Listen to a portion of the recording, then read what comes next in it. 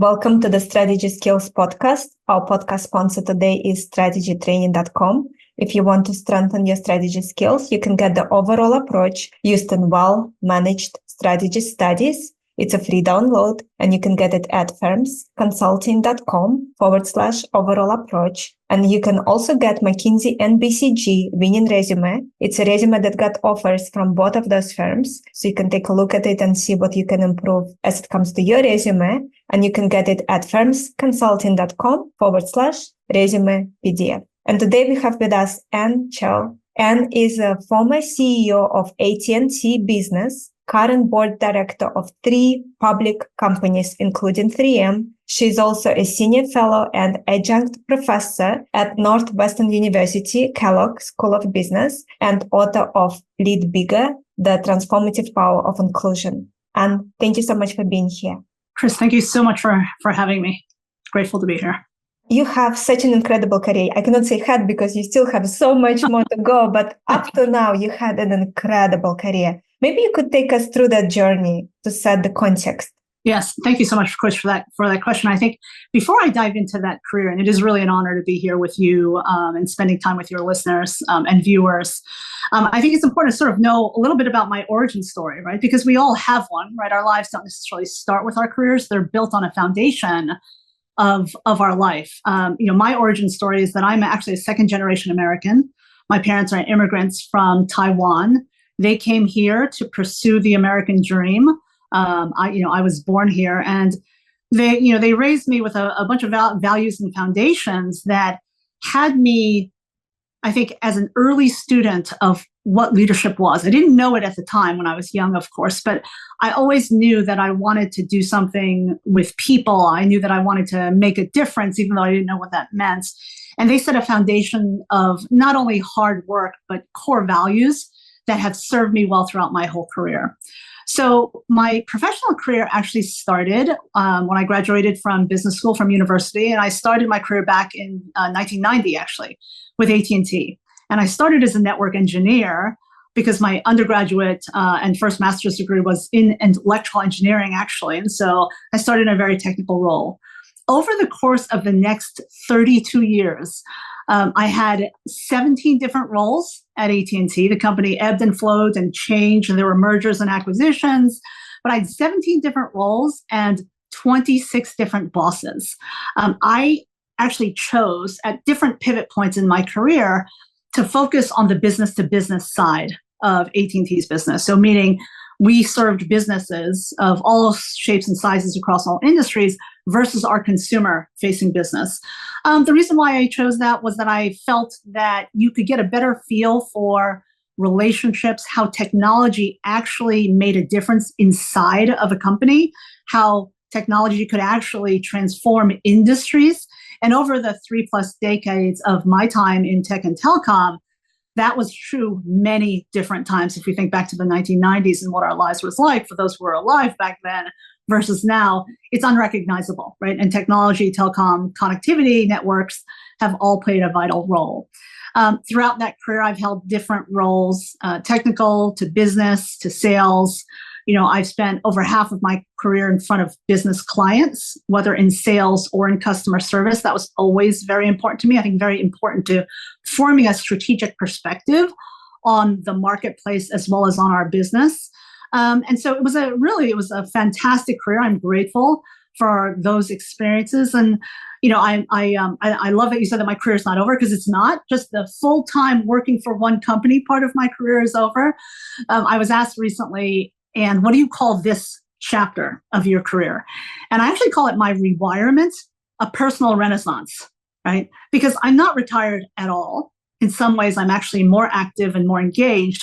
But the diversity and range of things that I'm involved in, from still being involved in business transformation at a board level, to teaching at a world-class business school, to spending time with companies and keynotes and conversations like this, and then of course writing a book. My career is by no means over, but it is really a privilege to be in this place and sharing my thoughts about strategy and leadership. And what key skills and experiences do you think were most crucial in your journey to becoming the CEO of AT&T Business? Because obviously this is a very high level and very few people make it that far. Yeah. Thank you for that. I think especially for those who are in the earlier or mid parts of their career, I want to share very transparently that I never really aspired to be the CEO, right? It's not that I intellectually thought that I couldn't get there eventually, but that was much later on before I amassed a set of experiences and skills through my tenure.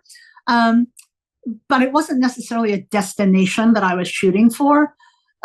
Chris, when I think about your question about what are those necessary skills or formative experiences that were key building blocks, there were a couple.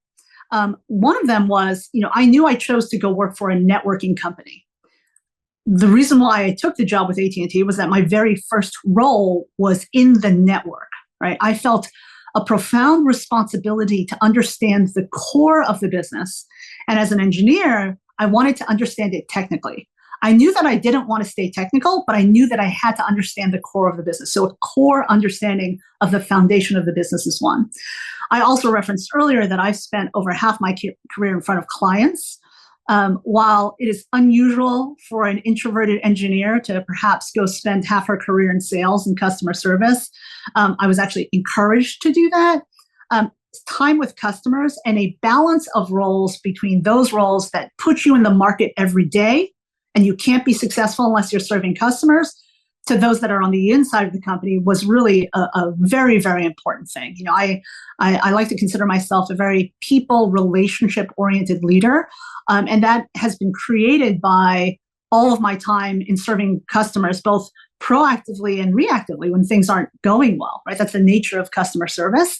So I think making sure that you have experience with your customer set, firsthand experience, was very formative with me, right? Absolutely very formative with me, because naturally I was attuned to always be asking the question of, is this what we need? What are they doing? What are they facing, right? What's happening in the industries? It forces a much bigger picture perspective on leadership and on strategy, I think, in the way that it needs to be done.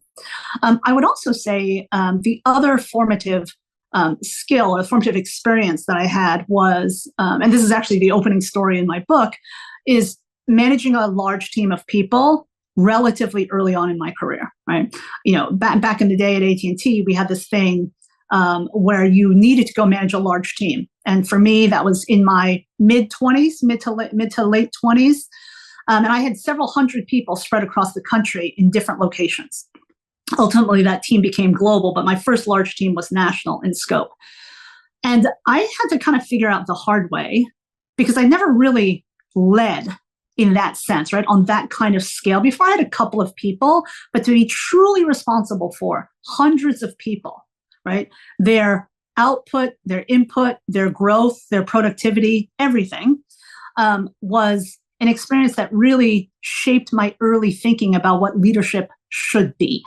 And so having early experience in directly supporting people, directly coaching people, directly dealing with the beautiful and not so beautiful imperfections of what makes us human, right, and contributors, was very much also a formative experience that helped immensely. And actually, the people is why both from a client standpoint, partner standpoint, as well as people, are really the inspiration behind why I wrote the book.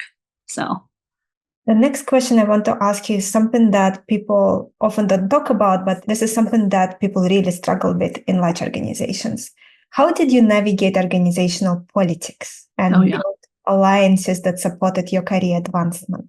Yeah, thanks, Chris. So can I confess something else? So when I was in business school, and again, I'm an engineer, right? In my core, I am an introverted engineer. For those who have known me for the latter part of my career, they find that inconceivable.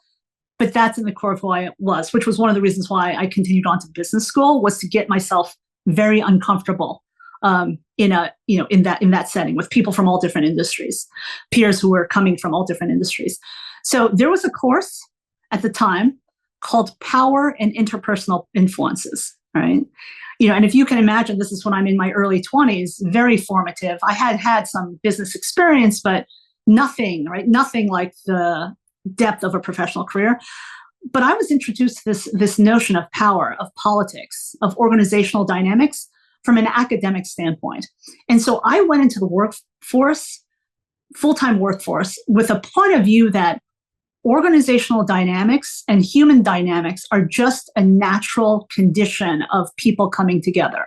And that just like anything else, politics are just simply organizational dynamics and dynamics between two people or groups of people. And like anything else, there can be good politics or there can be bad politics, right? So I have never been scared of the word, right? And I would never profess necessarily to say that I am a political person. I would say that I am a very politically astute person when it comes to organizational dynamics and individual behavior. I'm kind of a study of people in that sense. So in terms of how I dealt with it, I think that very almost a scientific point of view around it was a very helpful start, right? Because I was not necessarily threatened by it. It's certainly the bad politics part or the challenging politics part, especially being somebody who perhaps may not be typical in the workforce and the kinds of roles that I had, or being the first or being the only, if you may be, if you may consider. I never assumed that the intent was malicious, right? And which it's very interesting as I look back on many of the things that I've learned through my career and many of the things that felt very uncomfortable and perhaps not nice. A lot of the times it wasn't necessarily malicious intent around behavior. It's a lot of times people didn't know how to say something or how to do something, right? And that's sort of the journey of leadership, isn't it? Right? In terms of learning how to lead people, support people, interact with people, especially those who don't necessarily work for you, right? Because that's what you need to do to get things done. So for me, it was not a barrier, I think, in the way that it is for many people, because they may come in with that bias or paradigm that politics are bad, right? To me, politics are human. Humans are flawed. We all have bias. We all have natural ways we do things, right? And we're all on our own unique growth journey. And the challenge and the opportunity of leadership is to come together and bring out the best in everyone, both at an individual level as well as a collective level, whether it's your team, your organization, your company, right, your ecosystem, whatever the case may be. What does it take for someone to become politically astute? So if you have someone in front of you, this person is an incredible leader. People are working with this person, but they struggle when it comes to politics. Yeah, it's funny that you say that, right? Because one of my very, very favorite bosses, who I actually mentioned in the acknowledgments of my book, he was an incredible leader, but the one thing that he was very much not comfortable doing, or just simply chose not to do, was to play politics. I remember we used to talk about this, right? It was part of what made him so beloved, but also at an executive level, because I was at a general manager level at the time and he was an executive. It actually harmed his effectiveness and harmed his team's effectiveness, not intentionally, but because that's just the way the organization worked and people work. I used to spend time talking to him about, you kind of got to get in there, right, and represent us. And you kind of got to get in there, perhaps in a style that may feel a little bit more aggressive. You've perhaps got, we got to figure this out, because ignoring the politics doesn't make it go away. It simply has you being a victim or in simple receipt of what is happening, as opposed to really driving it, participating in it, really working to make those dynamics between people and across organizations productive as opposed to destructive, right? So I think that to help somebody become more politically astute, one, they have to they need to have a willingness to want to do it, right? They need to really become much more open-minded, right? Or even vulnerable to this idea that if somebody says something or does something, it's not because they're trying to actually attack you and sink your career, right? Or torpedo your project, right? And then I do think that people who have less EQ, if you will, right, less kind of sensitivity to people and the humanness of people, have a harder time, because politics is not, it's not a binary thing, is it? Right? There are so many different nuances, and there is no right or wrong, right? Because in certain situations, your politics and your organizational dynamics have to be managed and led more aggressively. In other times, your culture, your teams, the interactions may be in a more steady state and there's less political intervention that's needed, right? And one of the things that I would say that for me was an early lesson learned on my development of my political astuteness was this realization that if you're in a team, anytime somebody new comes in or the boss changes, right? Again, I've had 26 bosses, right, in my telecom career at AT&T. The politics change by definition, right? Because somebody new has come in, right? And knowing that and therefore being sort of stepping up and deciding to play a proactive role on ensuring that the good is preserved and perpetuated was kind of how I tended to do it. But I don't, you might be thinking, and maybe, your listeners are thinking, can everybody develop this skill? And I would tell you, no. Those that don't have a desire to expand their EQ, those that are not committed to developing their ability to connect with others, they won't even see it, right? They don't even recognize it, right? And so therefore, they are less ability to become more astute and build this skill set of, what some might call managing politics, what I simply call managing organizational dynamics. So proactive role, how would it look like? Just people to have some examples in their mind. Yeah, absolutely. Okay. So let's say this is a scenario that I'm sure that no matter what size organization you're in, you face, right? Which is a competition for capital, right? A competition for investment, whether it's capital investment, resource investment, or otherwise, right?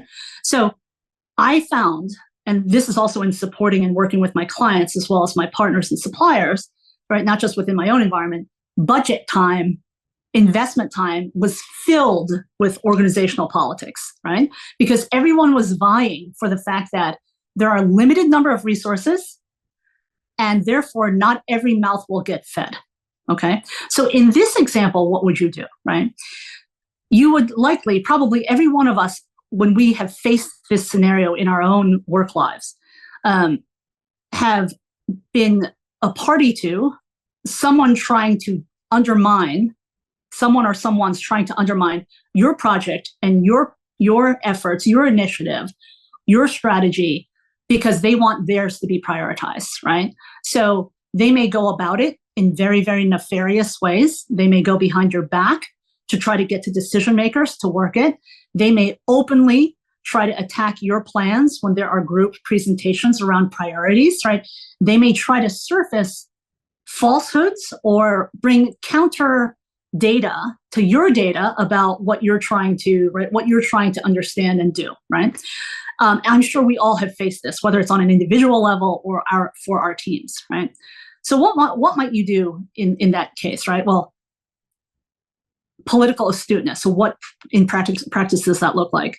The thing not to do would be to go play the same game, right? The thing not to do would be to make your politics bad, like those politics are bad. Because why are those politics bad? They're bad in the how they're done, not in the what, right? They're bad because people are going around your back, they're bad-mouthing you or your group, they are making it almost personal as opposed to about the business, okay? So how do you do this the right way then? How do you make this highly political situation much more constructive, right? I have found that in dealing with conflict and highly political people, right? The time to develop those relationships and get underneath it is not in a group setting. It will never work because there's always a show going on, right? It's an act, it's a show. So there needs to be courage on your part to be able to go confront constructively that person, to talk about their concerns about your project, to seek first to understand, right? Their project, their point of view, to get underneath, well, maybe they have a point. Maybe their project really should be prioritized over yours because of this, this, and this, right? And then to get them to a place where they're willing to listen to why you feel so strongly that your project should also get funding and how that is collectively good for the business, right? And I have found that in working through those situations, that approach more one-on-one works much more effectively, right? Having led people almost my entire career, I never liked when my people put me in the middle of them, right? And I have been known, this is perhaps a bit bold, but I have been known to say to them, do you want me to get involved? Do you want mommy to decide? Because I can, but I don't think you guys want me to, right? Ideally, I would like you all to collaborate. I know you're never going to agree because choices have to be made, but let's make this decision together as a team, right? And get aligned around it, right? It brings up a point that I actually do mention in the book about the difference between collaboration and consensus. I think too often people feel like consensus is the objective, right? Which whenever politics are more heavy and the more difficult the decision is, consensus is actually likely not achievable, right? Collaboration should always be achievable, right? Alignment around the decision that's ultimately been made should ultimately be the outcome, right? It's not consensus, right? And so understanding that, so much of becoming politically astute is really trying to work to understand other people's agendas, what motivates them, and what success looks like to them, and marry it with your agenda, what success looks like for you, to see if you can help almost like arbitrate, right? I mean, almost like facilitate a better outcome, right? And in many ways, Chris, throughout my career, that's a role that I've played. And I absolutely believe that it's one of the reasons why I advanced in the way that I did, because even if I wasn't dubbed with that responsibility, that connective tissue role that I played to try to move forward constructively, I think was valued, by my leadership team, and the company. I loved what you said about don't play in their game. Yeah. That's something that I always think about and say, and I always think about, okay, but where do I have leverage in this situation? How can I play the game? Yes. And you can even transfer it to other things outside of business. It works everywhere. It does. Can you address a situation that is also happens quite a lot at more senior levels, when someone is undermining you because they want your role, or they see you as a threat because, let's say, you're at the same senior level, but they want the next promotion and they think that you are their biggest competitor?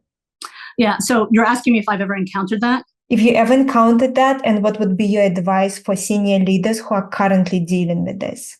Yes. So have I ever encountered it? Yes, of course, a lot.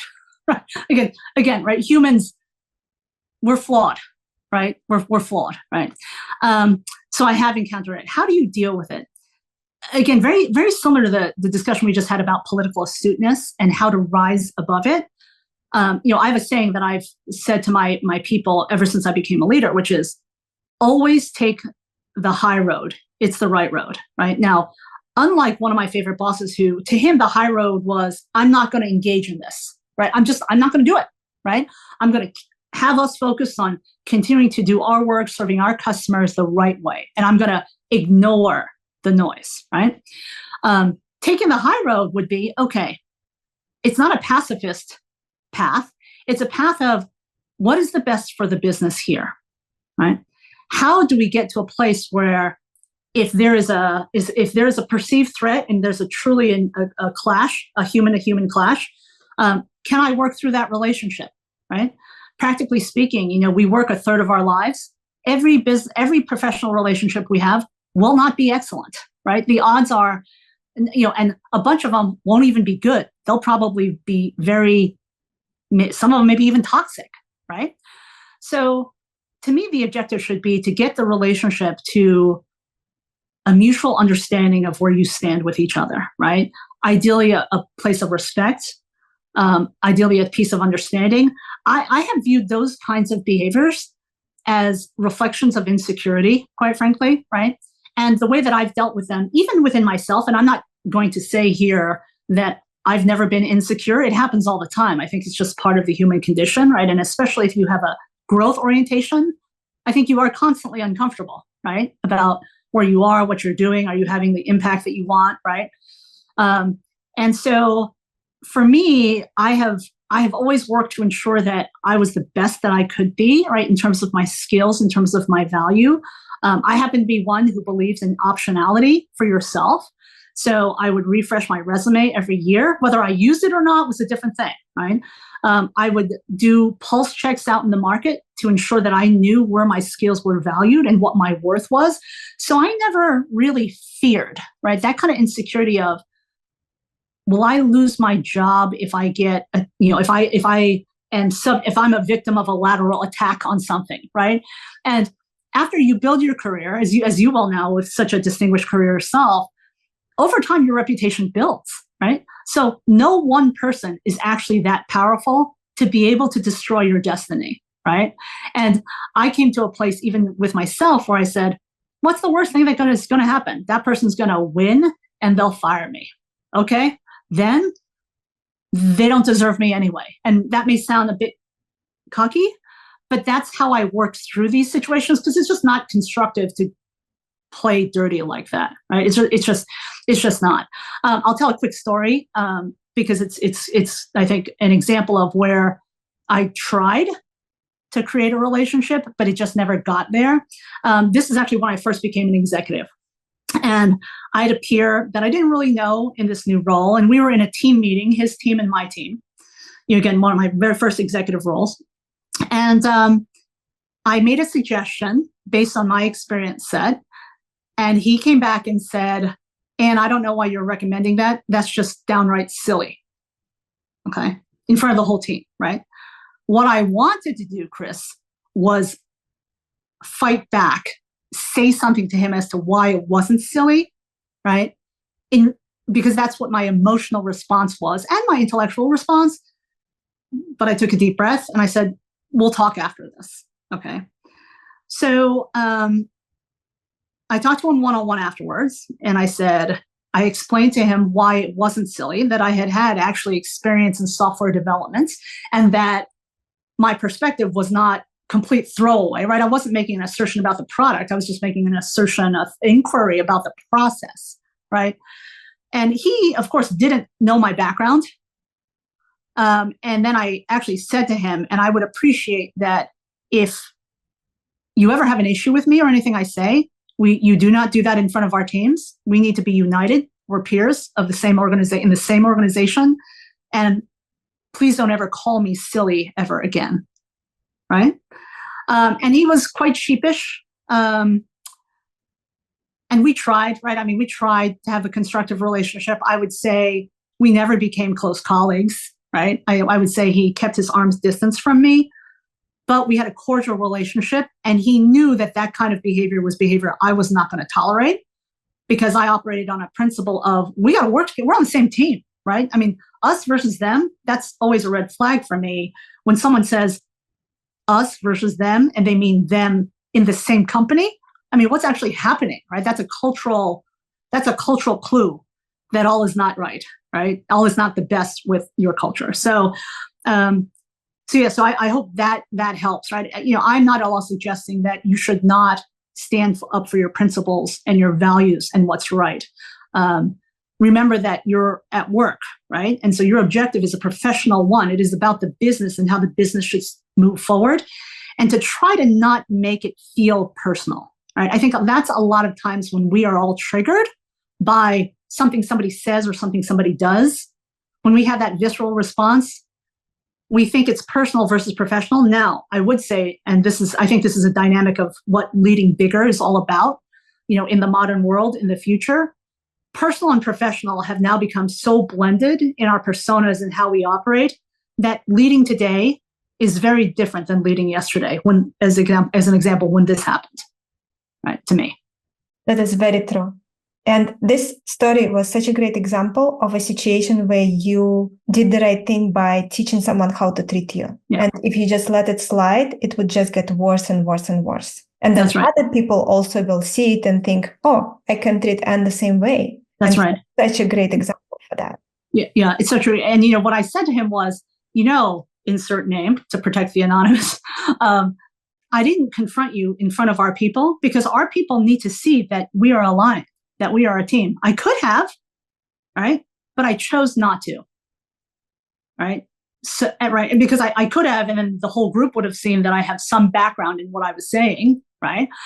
But I didn't need to do that, right? I didn't need to do that. I wanted to give him a chance, right? The high road was, let me give him a chance. He doesn't know me. He has no sense of my technical background.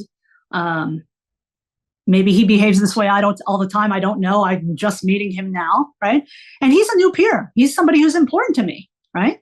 So that was my choice at the time, right? And like I said, we never became friends, but we were cordial and we were able to get the work done much more effectively had I played at his game, if you will, right? In this situation, do you think that something needs to be done to also set boundaries with other people who observed how you were treated? Or do you feel that other team members understood that it was inappropriate and you just addressed it somewhere offline? Yeah, so this was in the 90s. Okay, so it was very different environment.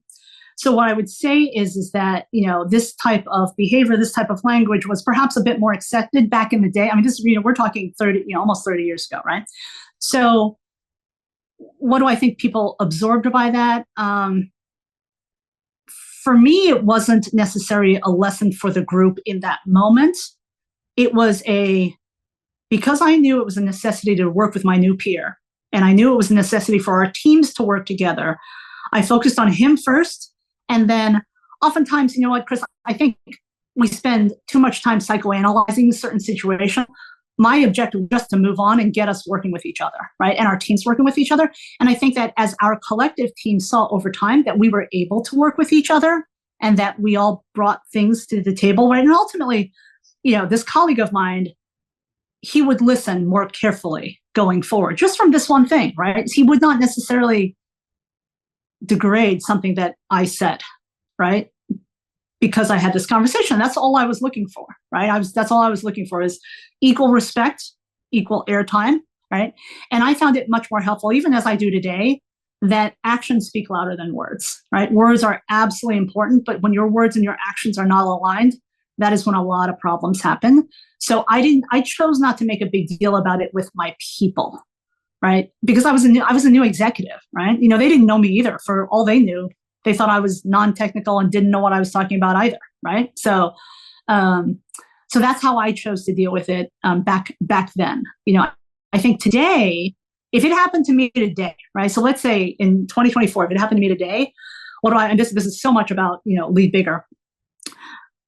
I would have the conversation a little bit more broadly, right? Because it is a developmental moment, right? And I think we are just much more aware, much more attuned of what kind of language is appropriate and acceptable versus what is not, right?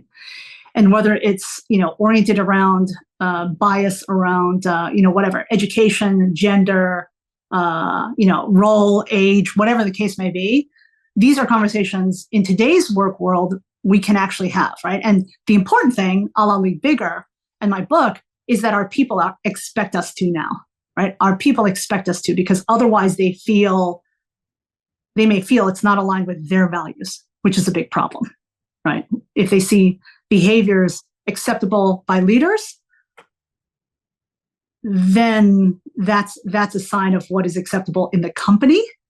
And those are culture markers, right? And so if you don't address markers that are actually not reflective of the culture that you're trying to build, the workplace that you're trying to build, then you must address them, right? And you must address them in a timely manner. Thank you, Anne. Thank you so much for bringing it to today and how would you today.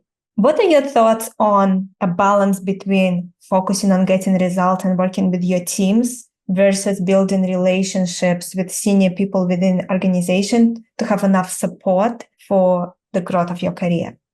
Yeah, Chris, is such a good question, right? Because my answer is a little bit different depending on role, right?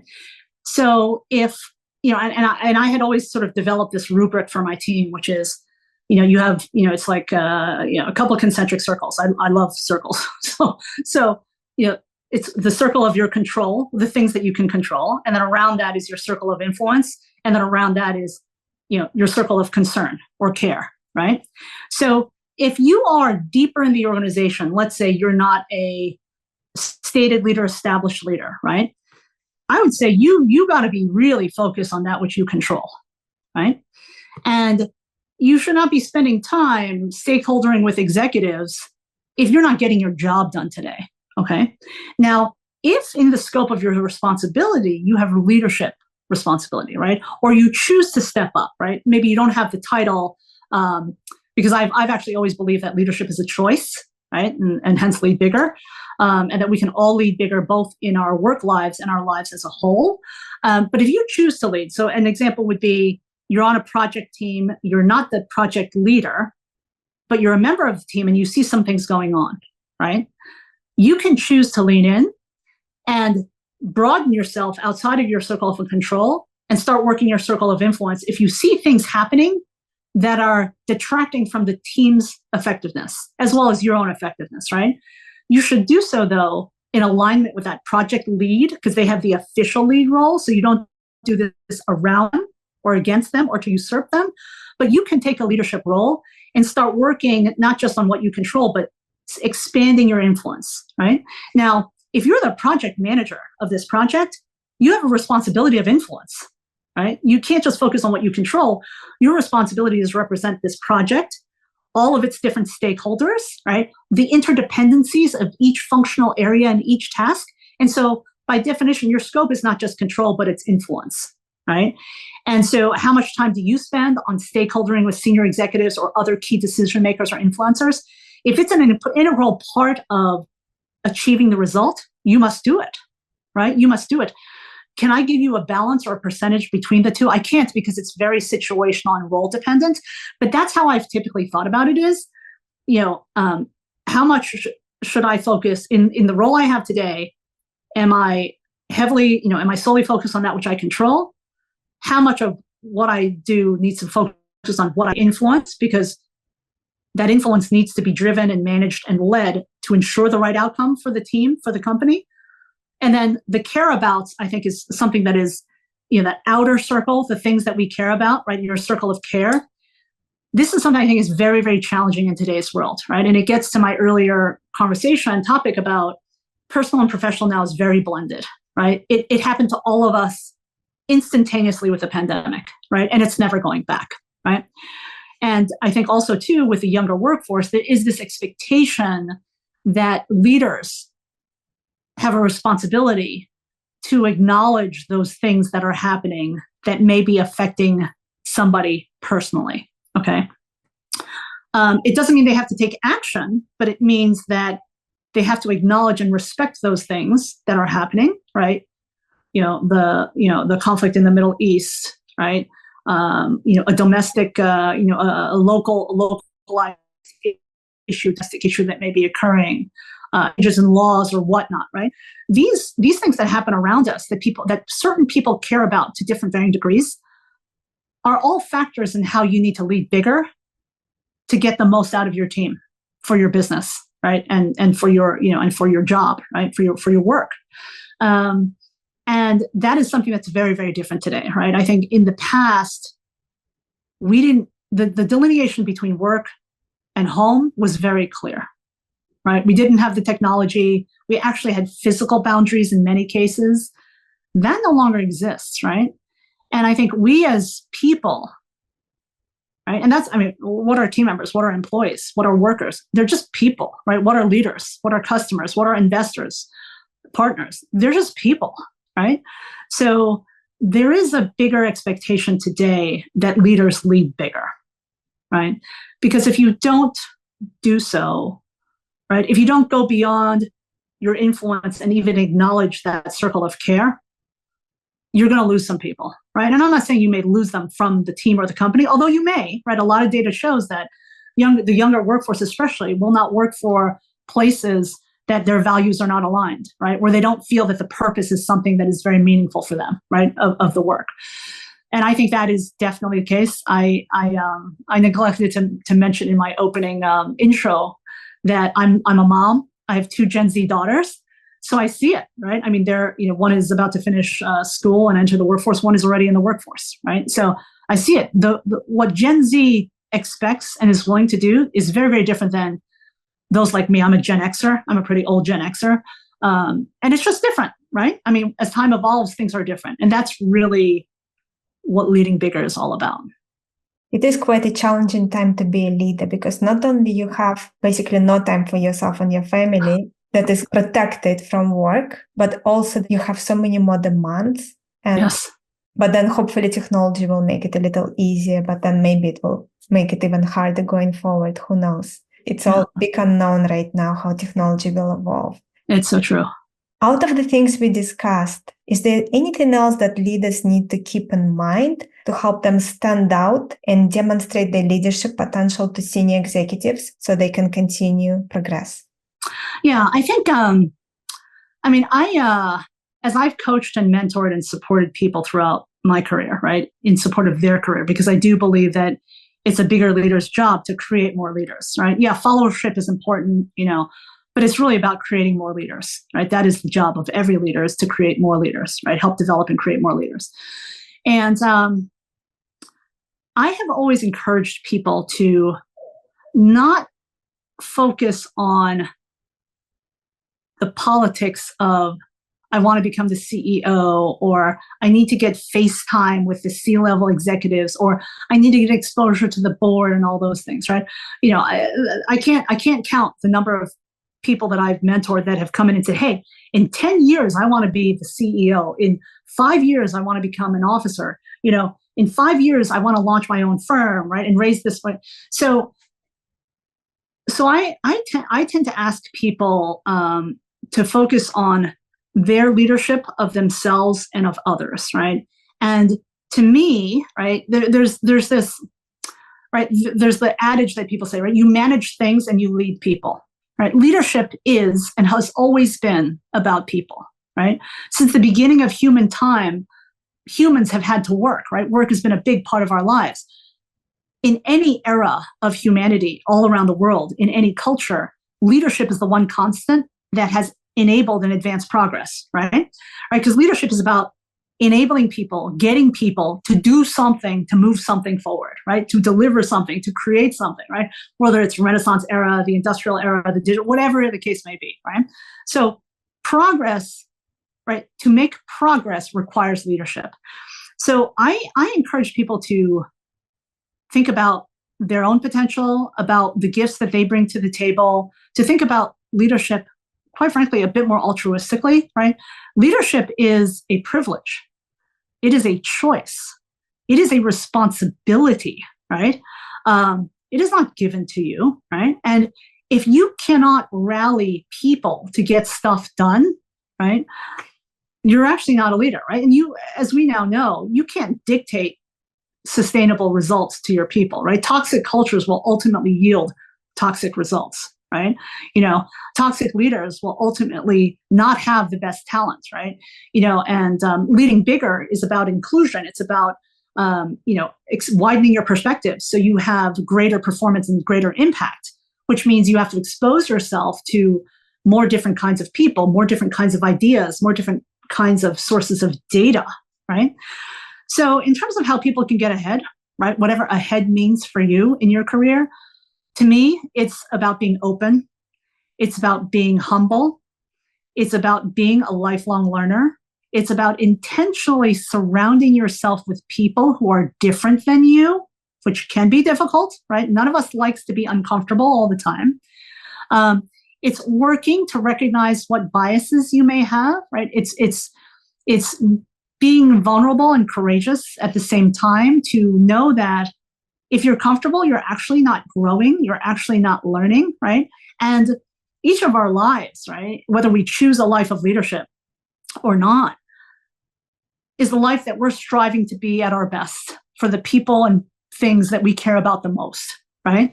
And from a professional context, right, it's about the work, right? We're coming together for the work. We're coming together, for the mission. We're coming together for the camaraderie, for the community, for the purpose of what we're about, right?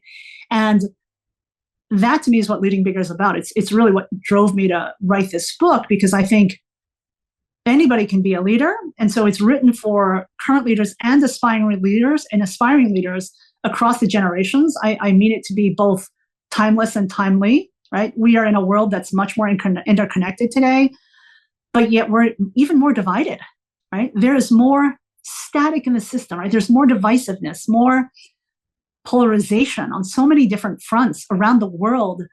But yet the technology, you mentioned technology a moment ago, Chris, technology is supposed to bring us closer together, right?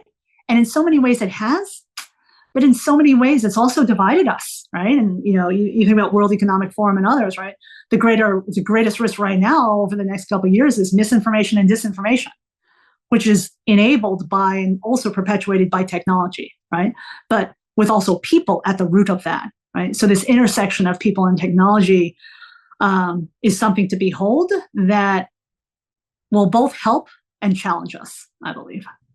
And another big risk is a loss of skills. It became difficult for people to pick up a phone and call someone, and much easier for them to just text. And I'm part of that group as well. And I had to push myself to actually calling people because it was very uncomfortable and felt unnecessary. And now people are using AI to write for them. So what are we going to forget how to write properly, how to communicate properly? So we need to be very careful.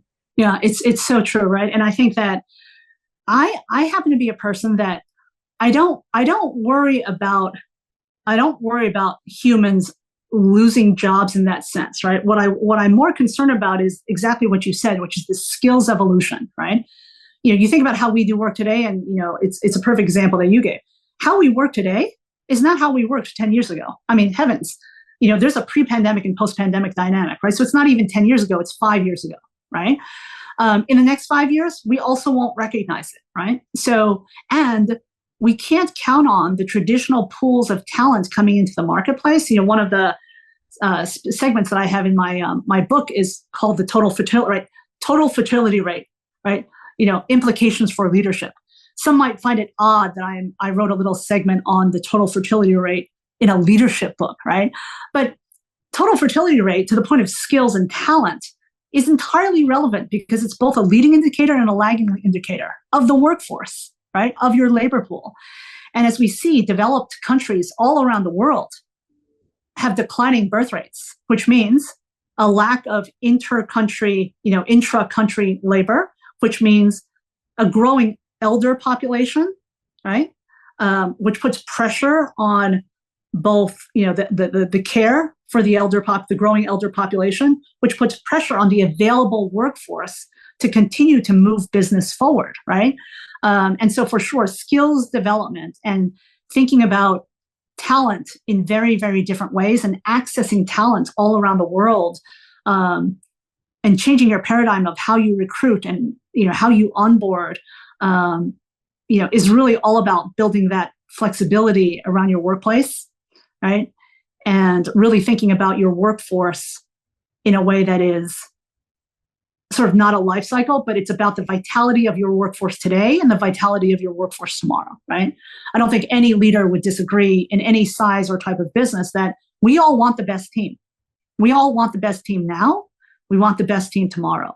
And we also know the best team yesterday is not the same as the best team today, is not going to be the same as the best team tomorrow, right? Because he, she, or they who have talent, the best talent, will ultimately win. And when I say win, I mean make the most progress, right? Yield the best performance, yield the best results of whatever it is the mission of their work, the mission and the goals of their work are.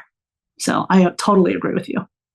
And any final words of wisdom, maybe some key takeaways from your book, and also where can our listeners learn more about you, buy your book, anything you want to share? Yes, thank you so much, Chris. So some key takeaways from my book are: Lead Bigger is about reframing what inclusion is. Leading Bigger is simply about widening your perspectives to have greater performance and impact. It is something that we all can do. It is something that we all must do, not only in our work, but in our lives. If we are to make the progress that we want to and aspire to, if we're to realize the fullest potential in ourselves. In my book, you would find that I have a Lead Bigger framework, which is about the work, the workforce, and the workplace. And my belief is that leaders, bigger leaders, focus on all three of those with equal priority. They don't delegate them to HR. They don't view them to be a soft topic, right? It is about the work, the workforce, and the workplace. That is a leader's responsibility at all times. In terms of where to find the book is available at all different retailers, Amazon, Barnes & Nobles. Otherwise, if you all want to connect with me, I am on LinkedIn, as well as my website, which is www.theandchow.com. And I would welcome, I'd welcome feedback and thoughts. And Chris, again, thank you so much for the opportunity to share about my journey, my thoughts about leadership, business, and my upcoming book.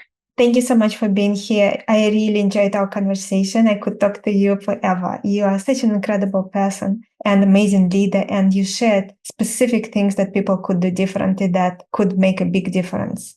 Our guest again has been Ann Chow. Check out Ann's book. It's called Lead Bigger. And our podcast sponsor today is strategytraining.com. If you want to strengthen your strategy skills, you can get a free download. It is called Overall Approach Used in Well-Managed Strategy Studies. And you can get it at firmsconsulting.com/overall approach. And Anne mentioned today updating resume every year.